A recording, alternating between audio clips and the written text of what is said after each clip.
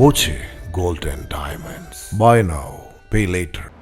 ഹിമാലയത്തിൽ നിന്നും കാശിയിൽ നിന്നുമായി പാലക്കാട് എത്തിയ സന്യാസിമാരെ കാണാനും അനുഗ്രഹം വാങ്ങാനും എത്തിയത് ജനസാഗരം. പാലക്കാട് വടക്കന്തറയിൽ തിരുപുരാക്കൽ ക്ഷേത്ര മൈതാനത്തെത്തിയ സന്യാസിമാരെ പൂർണ്ണ കുംഭത്തോടെ വരവേൽപ്പ് നൽകി. കുംഭമേളയിൽ പങ്കെടുക്കാനായി ഹിമാലയത്തിൽ നിന്നുൾപ്പെടെ 1008 സന്യാസിമാരാണ് എത്തിയത്.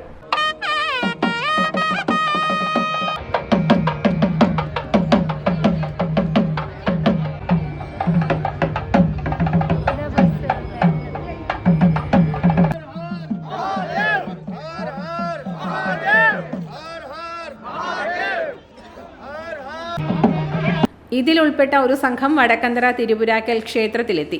സന്യാസിമാരിൽ കൗമാരപ്രായക്കാർ വരെ ഉൾപ്പെട്ടിരുന്നു. ഓലശ്ശേരി ദയാനന്ദാശ്രമം മഠാധിപതി സ്വാമി കൃഷ്ണാത്മാനന്ദ സരസ്വതി അധ്യക്ഷനായി.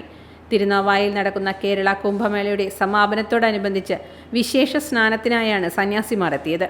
സ്വാമി സ്വരൂപാനന്ദ സരസ്വതി, സ്വാമി പൂർണ്ണാനന്ദ, സ്വാമി ദേവാനന്ദപുരി, സ്വാമി സന്മയാനന്ദ സരസ്വതി, സ്വാമി ഹനുമത് പാദാനന്ദ സരസ്വതി എന്നിവർ പ്രസംഗിച്ചു. സന്യാസിമാരുടെ അനുഗ്രഹ പ്രഭാഷണവും നടന്നു.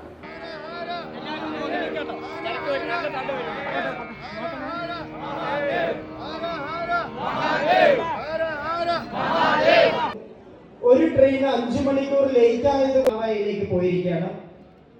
ശങ്കര ഭഗവാന്റെ ഇരുട്ടിൽപ്പെട്ടുപോയി. പക്ഷേ നമ്മുടെ സംസ്കാര വൈദഗ്ധ്യത്തിന്റെ ഉണർവെന്ന തരത്തിൽ